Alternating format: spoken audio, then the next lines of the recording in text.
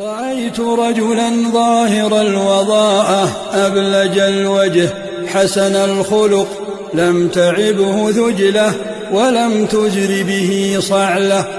وسيم قسيم في عينيه دعج، وفي أشفاره وطف، وفي صوته صهل، وفي عنقه سطع، وفي لحيته كثاثة، أزج أقرن شديد سواد الشعر، إذا صمت علاه الوقار، وإذا تكلم علاه البهاء، أجمل الناس وأبهاهم من بعيد، وأحسنهم وأحلاهم من قريب، حلو المنطق